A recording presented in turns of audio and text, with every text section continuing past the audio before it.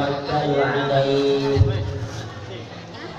أشهد أن لا إله إلا الله وحده لا شريك له وأشهد أن محمدا عبده ورسوله اللهم صل على سيدنا محمد وعلى آل سيدنا محمد الفاتح لما أغلق الخاتم لما سبق الناصر الحق بالحق الهادي إلى صراطك المستقيم وعلى آله وصحبه حق قدره ومقداره العظيم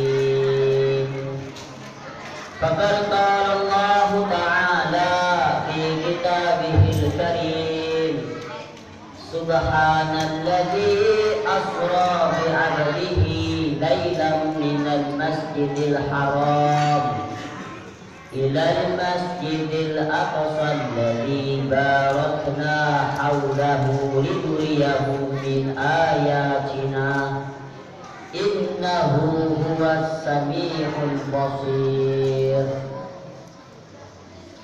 وقال نبينا محمد صلى الله عليه وسلم رجب شهر الله رمضان Sya'ban syahri Ramadan syahr ummati atau kama ja'a fil hadis. Yang kami muliakan para ustaz, teman-teman santri, keluarga besar dan masyarakat Al-Ihsan dan Dusun Pusadelo. Yang kami muliakan Pak Imam beserta pegawai sarah, tokoh agama yang kami hormati Datuk Rio dan jajaran beliau, Ketua BPD beserta anggota beliau, tua-tua tahu, cerdik pandai, nenek mama, alim ulama, ibu-ibu, adik-adik, rahmatullah, hafizakumullah, allamakumullah. Syekh Abdul Wahab Ibnu Munabih mengatakan hudurul majlisil ilmi yukaffiru sab'ina majlisan minal majalisil lami wal lahwi. Hudurul majlisil ilmi, hadir duduk di majlis ilmu agama, yukaffiru sab'ina majlisan, akan menjadi ampunan 70 majlis minal majalisil lami wal lahwi, dari majlis-majlis yang sudah pernah kita buat, entah itu majlis yang sia-sia maupun majlis yang lalai. Mudah-mudahan hadir kita di majlis agama pada malam hari ini mengampuni seluruh dosa-dosa majlis lain kita semua. Amin ya rabbal amin ya rabbal. Alhamdulillah. Bapak, ibu-ibu rahmatullah. Dalam satu riwayat Imam Tirmidzi, Rasulullah SAW membuat satu majelis kajian agama. Lalu datang ada 3 orang yang terlambat. Orang pertama dia datang terlambat, kemudian dengan duduk menerobos dan duduk di paling depan di majelis kajian Rasulullah. Orang yang kedua dia datang terlambat sambil malu-malu, merunduk-merunduk duduk di tengah-tengah majelis kajian Rasulullah. Orang yang ketiga dia datang nengok sekilas, putar badan pergi meninggalkan majelis Rasulullah. Selesai kajian Rasulullah bilang kepada para sahabat Nabi, wahai sahabatku, tadi ada 3 orang yang terlambat datang. Yang satu datang merunduk, menerobos ke depan, duduk di saf awal. Orang inilah, kata Rasulullah, Allah langsung berikan dia rahmatnya Allah Subhanahu wa taala.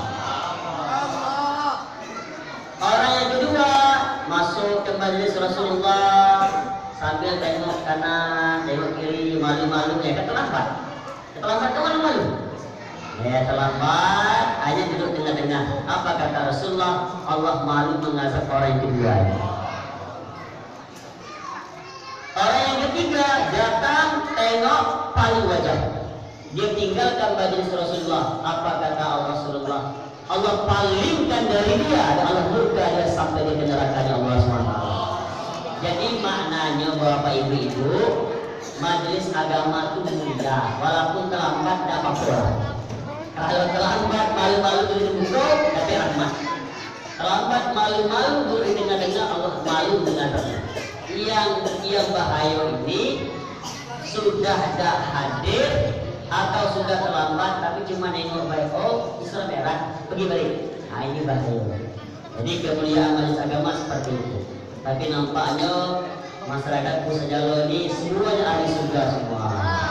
Amin ya Rabbal. Amin ya Rabbal.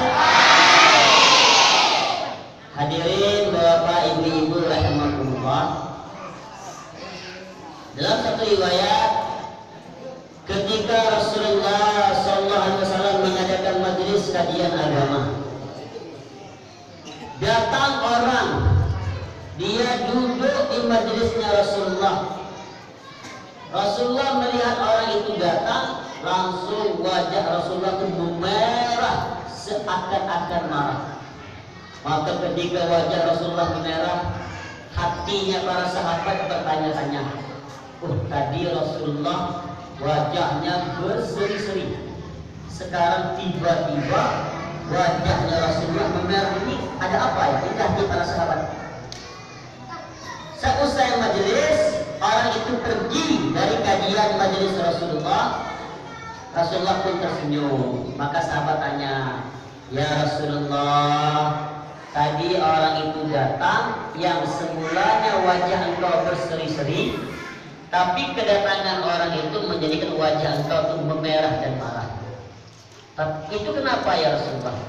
Rasulullah bersabda, dia datang tadi duduk di majelis kajian agama saya, dia membawa dosa sebesar gunung Uhud, kata Rasulullah. Maka wajah saya memerah karena dosanya. Tetapi dia duduk ngaji sampai selesai, duduk mendengarkan kajian Rasulullah sampai selesai. Ketika dia berdiri, Allah sudah mengampuni semua dosanya. Maka Rasulullah tersenyum dengan orang itu. Mudah-mudahan Bapak, Ibu-ibu masyarakat dusun kita ini seusai ngaji nanti pulang ke rumah, dosa kita sudah diampuni oleh Allah. Amin ya Rabbal alamin. Amin ya Rabbal. Amin ya Rabbal. Alhamdulillah. Bapak Ibu rahimakumullah. Dalam kitab Tansurul wan Najah, para ulama mengartikan rojab itu ada 4 makna. Pertama bermakna tarjib, yang kedua bermakna al-asab, yang ketiga as-sum, yang keempat ar-rajul. Rojab makna yang pertama kali tarjib ay ta'zim. Rojab arti yang pertama kali kata para ulama adalah ta'zim, yaitu bulan mengagumkan. Kenapa Rajab dikatakan bulan yang mengagumkan? Karena ada satu peristiwa besar, peristiwa yang luar biasa agungnya, itulah peristiwa Isra wal Mi'raj yang dihadiahkan dengan sholat subuh, zuhur, asar, maghrib, dan isya. Ini sholat yang besar dan yang agung. Oleh karena inilah Rajab diartikan yang pertama kali bulan pengagungan kepada Allah Subhanahu wa ta'ala. Arti nomor 2, Rajab adalah al-asab, ay bil khairi fihi.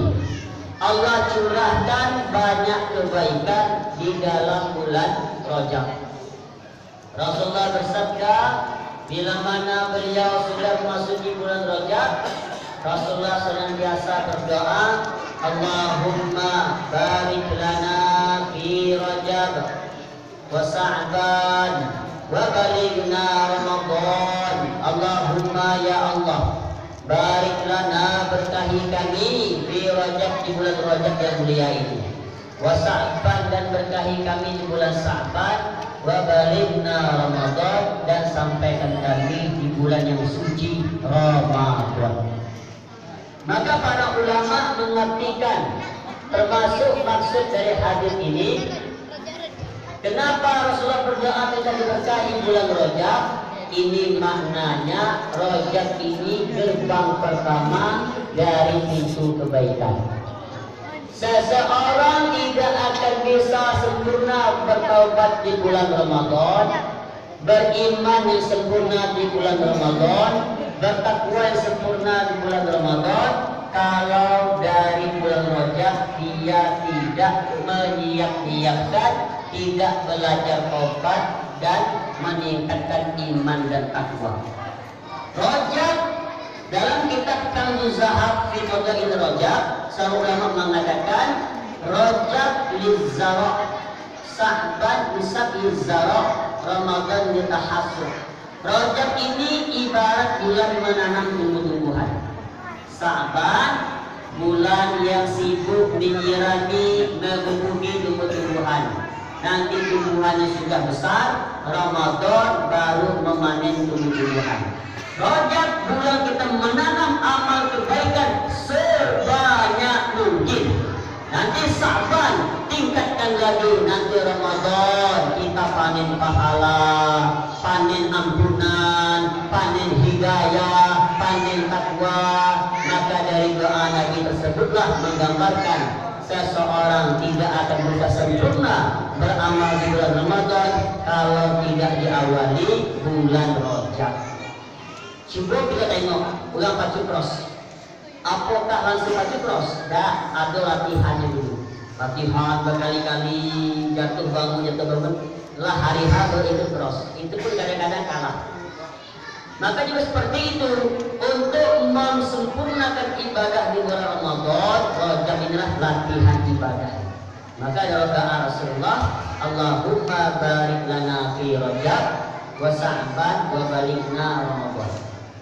Rajab arti nomor 3 ialah al-asl, yaitu artinya tuli. Ai li'adami sam'i silahi bih, yang dikarenakan di bulan Rajab tidak ada suara gencatan senjata atau peperangan di dalam bulan Rajab. Al-Quran mengatakan inna iddata syuhur indallah itna asyara sahram fi kitabillah yawma khalaqas samawati wal ard minha arba'atul hurum. Inna iddata syuhur indallah, sesungguhnya di sisi Allah ada bulan-bulan. Berapa banyak bulannya? Itna asyara, 12 bulan. Syahram fi kitabillah, yang tertulis dalam Al-Quranul Karim. Yaumah khalaqas samawati wal ard, pada hari Allah ciptakan langit dan bumi, Allah ciptakan bulan yang 12.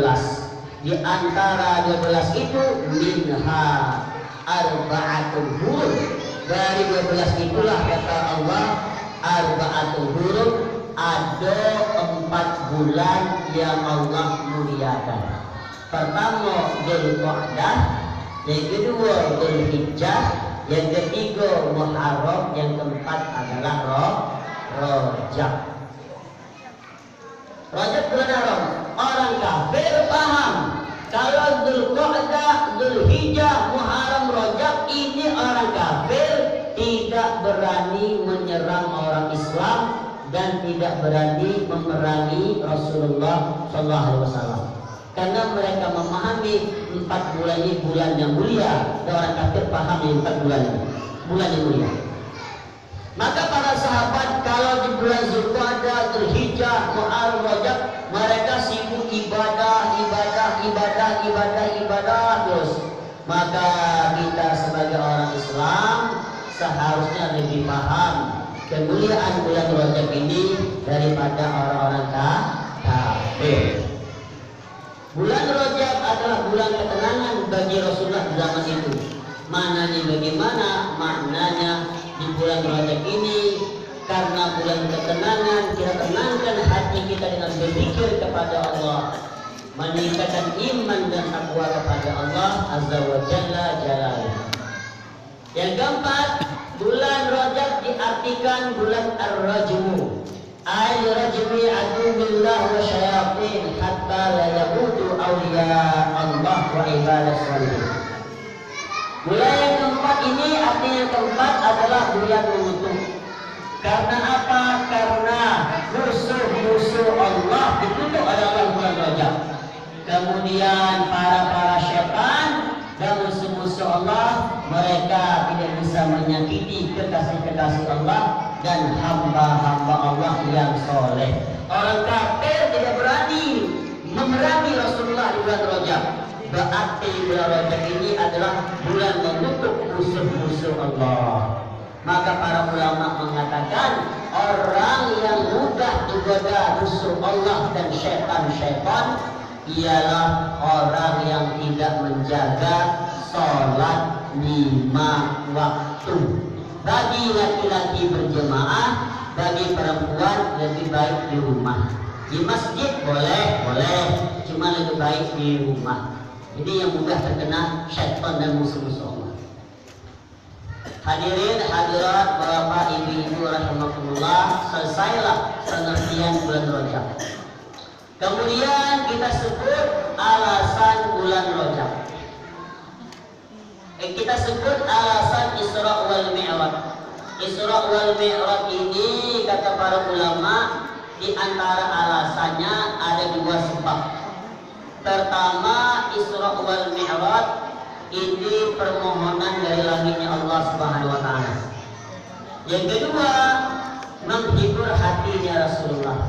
Maka dalam kitab Syarah Tijan Ad-Darari diceritakan Allah berfirman, wa in qala rabbuka lil malaikati inni ja'ilun fil ardi khalifah qalu ataj'alu fiha man yufsidu fiha wa yasfiku dima wa nahnu nusabbihu bihamdika wa nuqaddisu lak qala inni a'lamu ma la ta'lamun.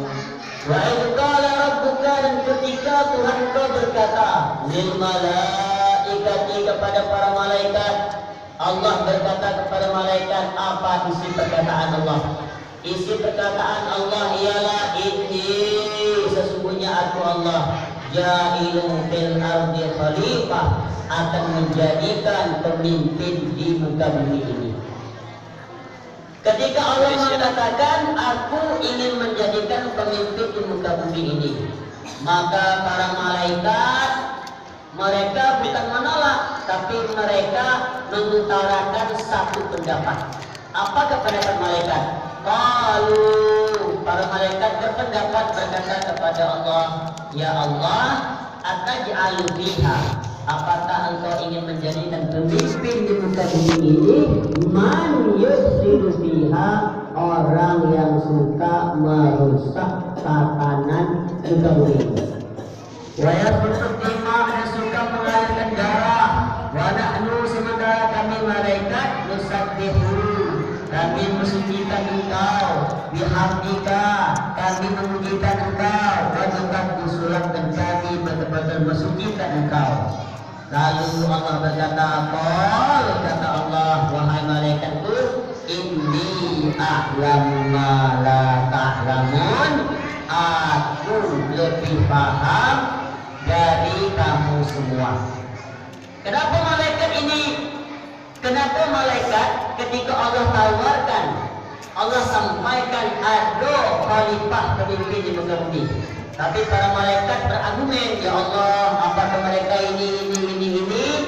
Karena menurut keterangan tafsir, para malaikat itu trauma. Kenapa? Karena sebelum adanya Nabi Adam di atas dunia, telah ada satu bangsa, namanya bangsa Bani Jan. Jadi Nabi Adam dengan anak cucu ini sudah generasi nomor 2 yang mengikuti dunia. yang pertama kali menghuni adalah Banu Jan. Maka dalam tafsir tidak ada sejuta tanah di muka bumi ini kecuali itu sudah ada rumahnya Banu Jan. Jadi suku saja lokal lah ada Banu Jan dulunya. Dulu penuh Banu Jan suku saja lokal. Tapi karena Banu Jan ini suka perang mulut, suka saling gibah, lupat kurang, fitnah, kan ini dulu semacam itu. Ini dulu kepada fitnah, lupat, gibah, kemudian gosip. Tapi itu dusun lain. Nah, kalau itu dusun itu solehah kalau. Amin ya rabbal. Tapi mereka ini suka merusak tatanan alam.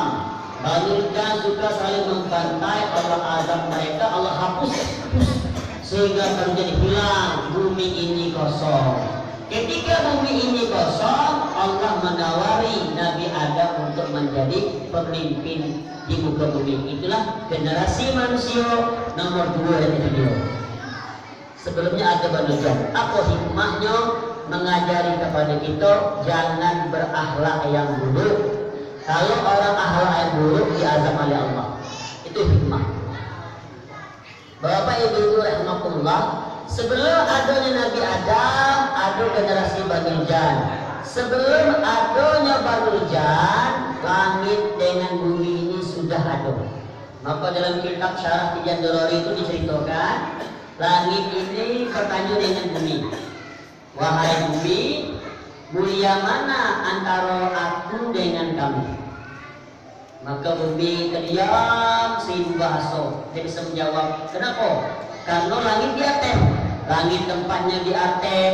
Langit memiliki matahari, bulan, bintang-bintang, planet, galaksi-galaksi.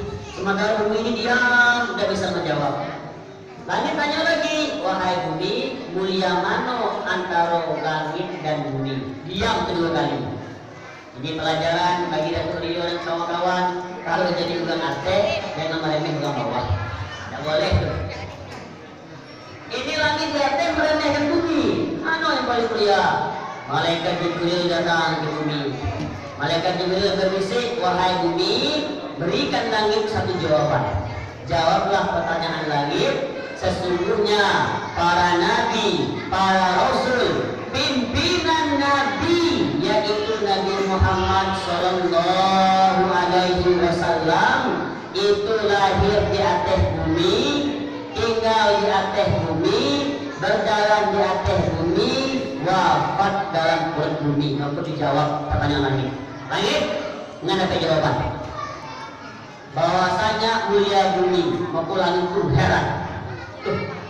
Apa alasan langit kok bisa kalah dengan bumi? Bumi mengatakan, tadi malaikat Jibril bilang, bumi ini akan dipijak, akan melahirkan, akan menyuburkan siapa? Mereka para nabi dan rasul, termasuk pimpinan para nabi, pimpinan umat seluruh alam, pimpinan dunia dan akhirat.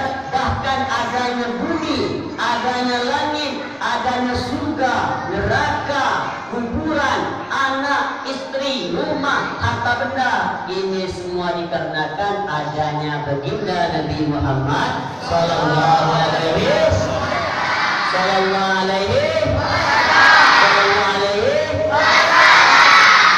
Maka terdiam 1000 bahasa lagi itu.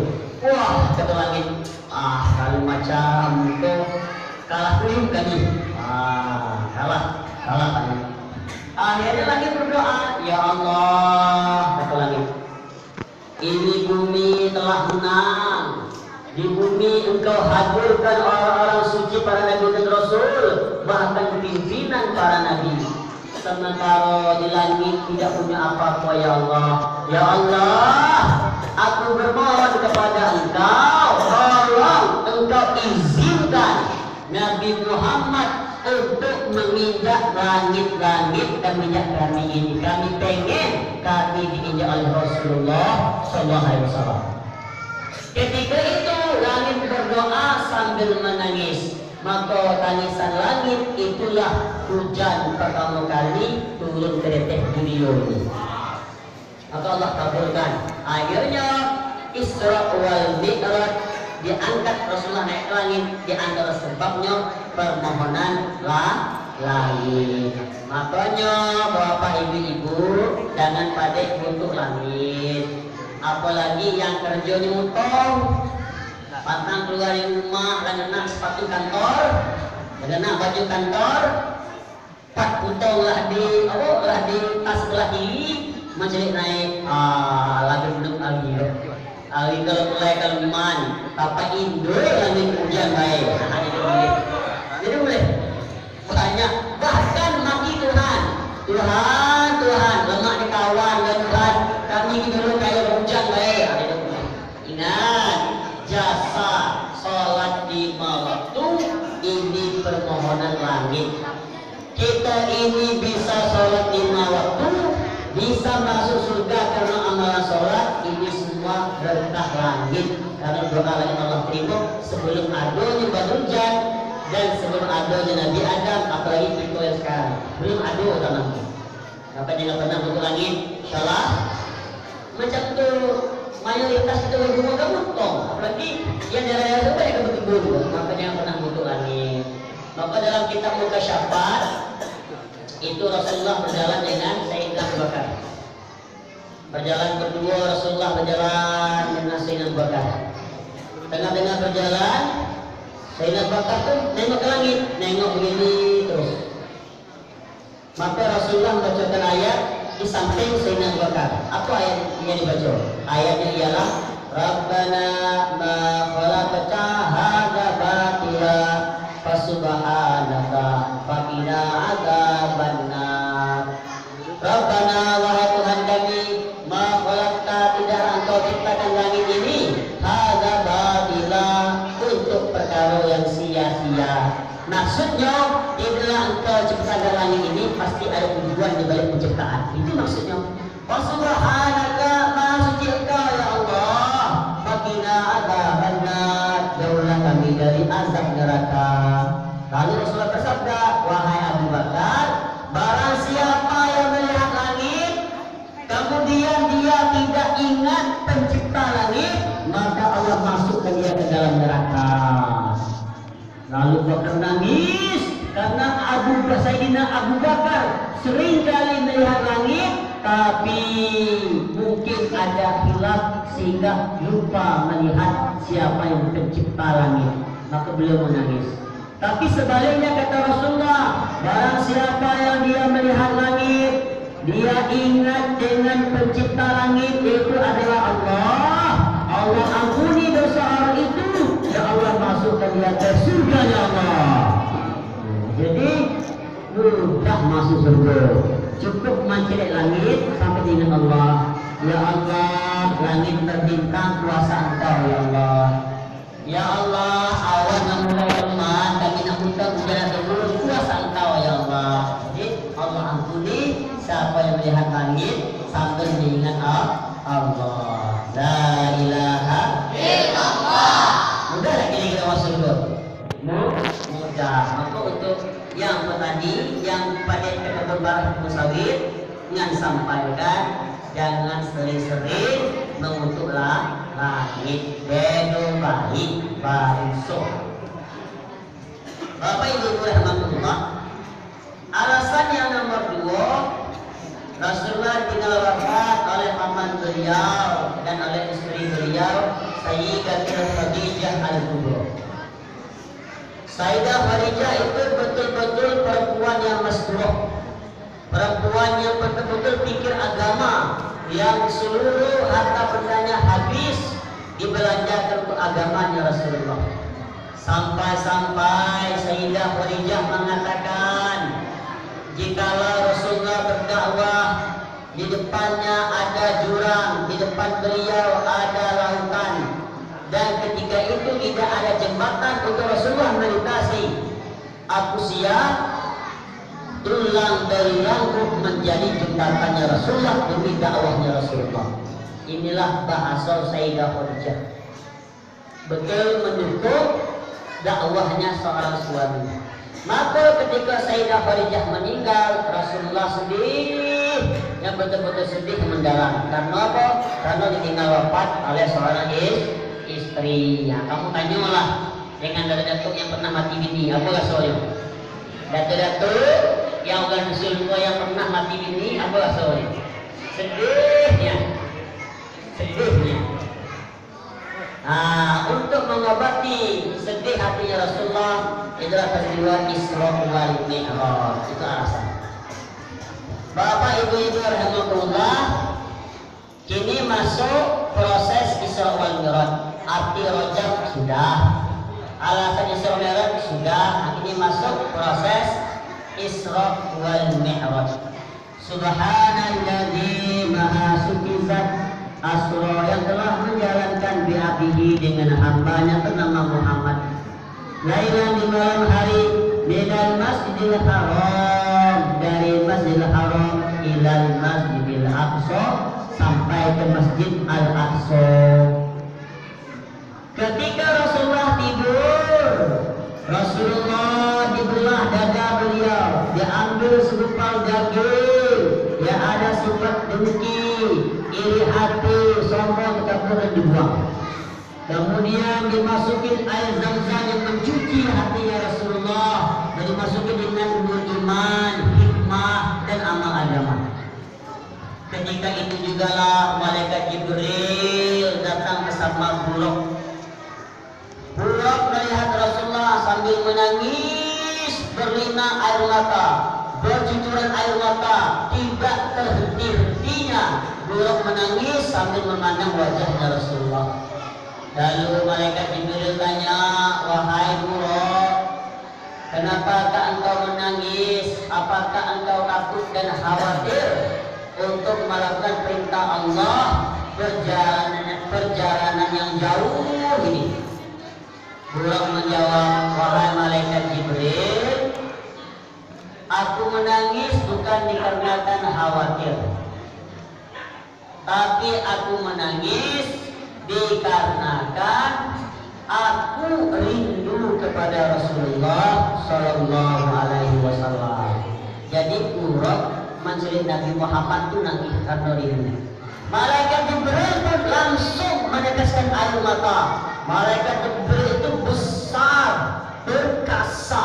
Malaikat Jibril itu pimpinan malaikat, pembawa wahyu, pembawa firman-firman Allah. Itu pun ikut-ikutan netes air mata dikarenakan terharu mencelik sikap Buraq rindu dengan Rasulullah Sallallahu Alaihi Wasallam. Nangis makanya. Buraq adalah bahasa Arab yang diambil dari peribahasa barkun. Barkun artinya kilat. Barkun artinya kilat. Buraq artinya kendaraan yang cepat melebihi kilat. Apa arti buraq? Kendaraan yang cepat melebihi kilat. Buraq itu lebih besar dari keldai. Jadi keldai agak pedang dikit dari keldai. Dan Buraq agak rendah, agak kecil dikit daripada kuda. Dia besar dari keldai, kemudian agak rendah dari kuda. Itu Buraq. Buraq itu punya sayap kiri dan kanan. Kalau istilah anak-anak suka film kartun, katanya sebentuk kuda Pegasus, punya kepak kiri kanan. Jadi Buraq ini punya sayap kiri dan kanan. Buraq memiliki satu kelebihan, pandangan mata. Kalau mata Buraq ini mencelik bukit yang paling tinggi, mata baru mencelik bukit yang paling tinggi itu kaki Buraq sampai di atas. Saking hebat ciptaan Allah Buraq. Kalau Buraq mencelik dasar jurang yang dalam sekali, kaki matanya Buraq baru sampai di pandangan yang paling dalam, kaki Buraq sampai di bawah yang paling dalam. Kalau Buraq melihat ke depan sejauh mata memandang, kaki sudah sampai di depan sejauh mata memandang. La ilaha illallah. Itu Buraq. Buraq ini tidak punya jenis kelamin. Buraq tidak berjantan dan tidak betina. Buraq juga satu-satunya ciptaan Allah. Cuma itu baik, tidak punya anak cucu dan tidak punya ulang bulu. Ini cuma itu. Maka siapa saja yang pengen melihat buruk sudah masuk surga segala-galanya. Besok akan ke surganya Rasulullah. Ya Rasulullah, kami nak nengok buruk, Rasulullah izinkan. Maka segala masuk surga. Insyaallah. Siapa masuk surga? Siapa masuk surga? Ini itu dah siap. Masuk surga, tanya buruk kata tadi masih hidup, cuma di dalam surganya Rasulullah. Itu buruk. Jadi mulai perintah Allah. Ketika itu dari Masjidil Haram sampai ke Al-Aqsa, Rasulullah ditemani oleh dua malaikat. Rasulullah duduk di punggung buruk, malaikat Jibril duduk di sayap kanan buruk, malaikat Israfil di sayap kiri. Jadi buruk itu kalau berjalan sayapnya membentang. Sebentuk pesawat jalan. Jadi Rasulullah naik sebelah kanan malaikat Jibril, sebelah kiri malaikat Israfil. Ini mengajari kepada umat Rasulullah kalau mau safar atau tidak kemana-kemana harus bawa kawan atau kanti. Makanya dalam dakwah kabar itu khusus itu 3 atau 2. Tidak begitu? Ada boleh sudah. Makanya kalau santri kalau keluar hari macam itu juga tertib dakwah. Kalau itu khusi 3 atau 2. Kalau sudah aku negara menyimpang tu. Katanya kursi ke rumah trio, katipu di warung kopi. Ada pula cendol sana lagi. La ilaha illallah. Makanya bapak yang dua 3 ini jangan kursi sudah. Kursi itu perhatikan. Ini maka jalan dari Masjidil Haram sampai ke Al-Aqsa dalam kitab Kisahul Mi'raj yang ditulis oleh Syekh Ahmad Ad-Dargiri. Rasulullah singgah di 5 tempat. Rasulullah berjalan sampai di tempat pertama. Apa kata malaikat Jibril? Ya Muhammad anzil sholli raka'ataini. Wahai Muhammad, kamu singgah di sini, sholatlah 2 rakaat. Maka Rasulullah salat. Allahu Akbar, kata Rasulullah. Sudah assalamualaikum kiri kanan, naik lagi. Pas di atas buruk, Rasulullah tanya, wahai malaikat Jibril, tempat singgah yang pertama yang saya sholat 2 rakaat itu apa wahai malaikat Jibril? Malaikat Jibril menjawab, itu adalah tanah Thayyibah. Itu adalah tanah Thayyibah. Yang tanah Thayyibah ini nanti menjadi kampung Madinatul Munawwarah. Itulah tempat pertama kali engkau berhijrah wahai Muhammad. Nabi Muhammad sholat di tanah Madinah Munawwarah sebagai tanah pertama kali berhijrah untuk mengagungkan tanah tersebut. Rasulullah sholat. Apa hikmah dan pelajarannya? Mengajari kepada kita hidup ini perlu hijrah. Yang sebelumnya kantinya kurang baik, berhijrah dengan kanti-kanti yang baik. Yang ibu-ibu pada ngerumpi ditutup rumah, pada ngerumpi sambil buka aurat, tidak berhijab, tidak berjilbab, mulai malam ini berhijrah. Kalau duduk depan rumah pakai hijab sadarnya. Apalagi satu-satunya mungkin Datuk Ria di Indonesia apa yang semacam itulah, yang ada pikir umat sampai ada baca wajib berbusana muslim. Dengan pertama kali dia baca itu dia kaget. Datuk Ria mengeluarkan apa? Baca wajib berbusana muslim. Ini termasuk syukur kalau mungkin berkah kesolehahnya dan solehnya orang muslim itu, dan mungkin berkah amalan pondok Allah menunjukkan pemimpin yang baik. Ini syukur. Ada pemimpin pikir agama itu lain mana ada? Lubuk Landa ada belum? Lubuk Landa ada belum? Ini musim baru lah macam itu. Alhamdulillah. Itu hijrah.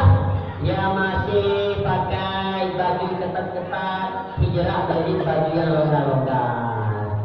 Yang duduk di ngerumpi membicarakan aib manusia, hijrah kepada membicarakan kebesaran Allah. Yang sudah pakai jilbab sebatas duduk, dipanjangkan sebatas dadu.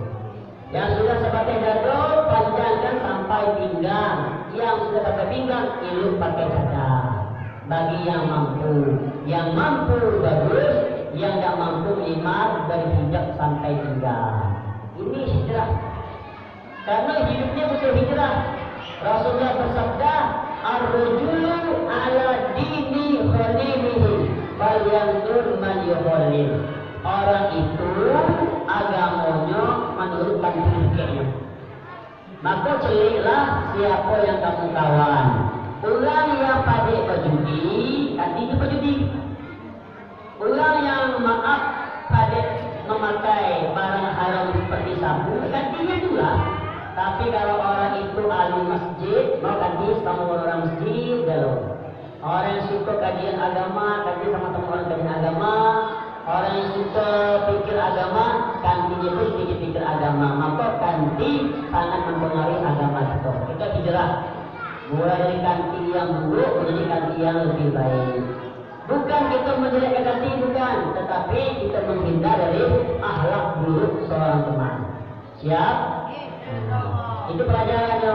Maka Rasulullah berjalan lagi sampai singgah di satu makom. Salat rakaat, Allahu Akbar. Rasulullah naik di atas burak. Rasulullah tanya, wahai malaikat Jibril, itu tadi kuburannya siapa? Kok sampai aku sholat di kuburan itu? Malaikat Jibril mengatakan, itu kuburan Sayyidah Masyitoh. Maka dalam kitab Anwarul Bahiyah ada cerita Fir'aun itu punya bini 127 orang bini perempuan. 126 yang kafir, yang Islam cuma seorang bernama Sayyidah Asiyah. Fir'aun memiliki banyak anak gadis, banyak anak perempuan. Di antara anak perempuan Fir'aun bernama Masyitoh binti Fir'aun. Ingat, Masyitoh bukan pembantu Fir'aun. Masyitoh bukan pembantu Fir'aun. Masyitoh adalah anak kandung Fir'aun. Jadi Masyitoh ini anak perempuan Fir'aun, tapi yang paling tua. Maka banyak adik-adik yang sebapak bejama. Banyak adik-adik gadis yang kecil-kecil, yang sudah remaja, yang sudah remaji, tapi itu adik yang bejama banyak. Masyitoh ini punya hubungan baik dengan Sayyidah Asiyah bini Fir'aun yang beriman Islam. Jadi di dalam istana Fir'aun ada dua ketua Islam. Pertama kali Sayyidah Asiyah binti Fir'aun, yang kedua Masyitoh anak kandung Fir'aun. Maka pada sore hari adik gadisnya Masyitoh ini yang sebapak beda mak duduk depan cermin, duduk sambil ngaca. Dia macam anak dia pada depan cermin itu banyak ini. Belum lagi. Bayang tak? Gincu sampai 7 macam. Kalau tak ada pandangan, macam tu dia tadi. Kaget, lah sudah cantik kan? Ambil HP baru selfie dulu. Selfie masuk Facebook Instagram. Apa bacanya? Cantik-cantik kondangan. Iya tak? Iya tak? Yang tadi. Zaman ini sampai ibu-ibu juga semacam itu dalangan. Kalau main Facebook, laki atau adik sayang, ambil buah teh, buat sulam. Sibuk. Dia ambil nasi buat sulam. Sibuk ke Facebook, ada yang boleh. Ingat, perempuan punya hak. Haknya ialah melayani suami sampai dia mati. Ini ibu-ibu ikutan Instagram, Facebook, apalagi lah punya bahasa JJS, jalan-jalan sore. Macam-macam bahasa gini. Ada lagi bahasa niswa. Pertama kali dengan ada nengok orang kirim chat WA dengan rumahan. Ada niswa di rumah. Payah mikir apa niswa? Rupanya niswa tu suami. Zaman ini keren. Macam tu ibu ini loh. Ibu-ibu lah punya cucu, kadang-kadang di Facebook niswa ada suami. Tak usah banyak kan? Beramal baik. padahal dua nak mati beramal baik-baik. Kadang-kadang hak laki terbengkalai gara-gara Facebook, HP Android. Jadi adik gadis itu demi Sayyidah Masito ini muslimah. Sayyidah Masito ini santrinya Nabi Musa dan juga orang Islam. Jadi beliau sama saya dengan saudara adik yang beda-beda ibu. Maka diambil sisir terus. Sisir sampai belakang tengah sisir yang di tangan Sayyidah Masito jatuh ke bawah.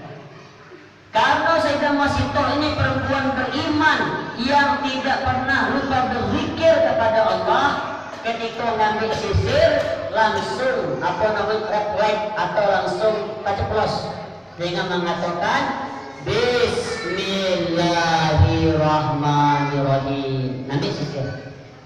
Jadi diterima adik itu agak lain tuh. Jadi adik itu kenapa Supik atau Ayub atau kakak menyebut nama Allah? Apakah kakak masih tahu beriman dengan Musa sampai menyebut nama Allah? Sementara Tuhan itu adalah Fir'aun. Fir'aun adalah Tuhan. Ana rabbukumul a'la, saya Tuhan yang paling tinggi, kata Fir'aun.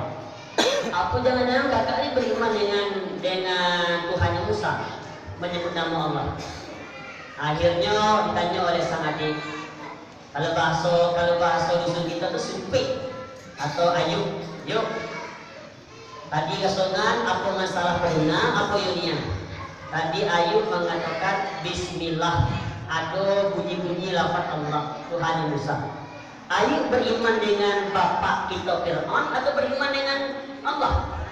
Adik, karena adik nanya, Ayub jujur. Ayub itu beriman dengan Tuhan Musa, yaitu Allah Subhanahu wa Ta'ala. Apa kata adiknya? Wes, Ayub sia-sia hukum yuk.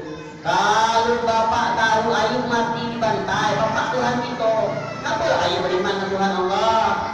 Maka Sayyidah Masito ngajari, wahai adikku, Tuhan kita adalah Allah. Fir'aun itu bapak kita, bukan Tuhan kita.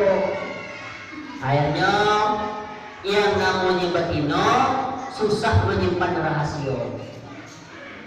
Adik Masito yang mendengar kata-kata beriman dengan Allah ini punya pembantu dan punya saudara sebapak dari ibu yang akrab, curhatannya. Ada cerita punya beritahu bapak dah. Kalau bapak tahu lagi, Ayub itu mati benar-benar bantai. Apa? Ayub kita tuh beriman dengan Tuhan Musa. Yang diajak bercerita, dijanji, awas ya, jangan curhat dengan siapa-siapa. Jangan curhat dengan siapa-siapa, jaga rahasia. Yang diajak curhat dan jaga rahasia punya juga teman dekat. Itu peradik sahabat beda mak. Ada cerita. Itu apa namanya? Ayub cerita itu orang Islam. Curhat ya. Jangan berdoa siapa-siapa. Siap. Yang itu punya juga teman curhat. Curhat. Sampailah segala peradik sebapak beda mak masih tahu bahwasanya Sayyidah Mustafa seorang muslimah. Karena di antara peradik ini ada yang kurang senang dengan Sayyidah Mustafa, dilapor kepada Fir'aun. Wahai bapak, gaso kami Ayub Sayyidah Mustafa itu orang Islam, beriman dengan Allah, maka dipanggil. Tanya Fir'aun, wahai Mustafa, betulkah engkau beriman dengan Tuhannya Musa? Masito karena dia perempuan solehah, dia jujur. Betul, wahai bapak. Sekarang bertobat. Akui bapak sebagai Tuhan, tinggalkan Allah Tuhan Musa. Sayyidah Masito menjawab, bapak, mana berani dengan meninggalkan Allah? Allah adalah Tuhan saya, engkau adalah bapak saya. Maka dipanggil laki dengan anak yang 7 tahun, dipanggil ibu. Wah, Masito sebagai pilihan. Kamu untuk beriman dengan Fir'aun atau beriman dengan Tuhan Musa. Ingat, nyawa laki dengan nyawa anak itu taruhannya. Yang laki kok orang beriman. Apa kata lakinya? Wah, Sayyidah Masito, tetap beriman dengan Allah. Kami siap dibantai demi agama Allah. Kata laki Sayyidah Masito. masih tetap tegar menjawab, saya tetap beriman dengan Allah. Akhirnya dicampaklah suami ke dalam kobaran api yang di bawahnya ada minyak goreng, di dalam kuali besarnya berpelidih dilempar, mati syahid suami Sayyidah Masitoh, tinggal anak berumur 7 tahun. Bagaimana pelajaran? Nampak tadi? Lagi kau berdapat, ini anak kau. Macam mana? Adik ancam Sayyidah Masitoh. Kau beriman dengan Quran atau dengan Allah? Saya beriman dengan Allah. Engkau adalah bapak saya. Dicapak anak yang paling tua. Coba bayangkan, anak di muka emak dicapak oleh para ibu dan hati emak kira-kira. Anak demam di pondok baik, emak namanya ini dengan dulu ustaz. Dulu ustaz. Anak kalau demam, kalau banyak kasih begini. Anak demam itu tak dulu dikit emaknya nian. Tidak disuntik, tidak dibagi buah pita, dibagi banyak lah ini hidup kalau banyak alasan ke pondok kalau anak demam. Kau macam tu, banyak alasan ini hidup kepada anaknya. Banyak alasan kalau anak kau ustaz dia tidur dengan emak, dia baik demamnya, lupa dengan Tuhan. Itu macam tu lah, emak-emak yang punya anak yang mondok, kalau sakit kasih ibu sambil nangis-nangis bersujud ibu kau ustaz minta izin anak balik. Apa dia boleh anak bilang kalau perlu mati pondok biar pondok. Itu prinsip seorang orang tua kalau pondok anak jangan mudah merengek pondok balik. Jadi baik, tapi ilmunya kurang berkah kalau dia balik. Akhirnya dilempar anak, ditanya lagi wahai Masitoh, kesempatan terakhir. Kamu beriman dengan Quran atau dengan Allah? Oh, kami beriman dengan Allah. Sayyidah Masitoh diambil oleh pasukan Quran dengan anak bayi umur 5 bulan. Sayyidah Masitoh punya anak bayi umur 5 bulan, karena dua-duanya dicampak ke dalam kobaran api. Maka wafat syahid 4. Karena dibakar oleh kobaran api, bekas-bekas kulit Sayyidah Masitoh dengan tulang belulang Sayyidah Masitoh yang mulia dibuang oleh Quran di luar kerajaan dan diambil oleh Nabi Musa, dikuburkan dengan hormat dikuburkan. Mulai dari itu sampai hari ini. Dan ada satu riwayat Rasulullah bersabda, wahai sahabatku, aku sudah sering mencium wangi-wangian surga, tetapi wangi makomnya Sayyidah Masitoh jauh lebih wangi daripada wanginya surga itu sendiri. La ilaha illallah. Jadi makomnya perempuan salehah bernama Sayyidah Masitoh harus dari surga itu sendiri. Maka meninggal, tinggal satu lagi beriman, yaitu Asia. Sayyidah Asia ketahuan iman. Maka Fir'aun bilang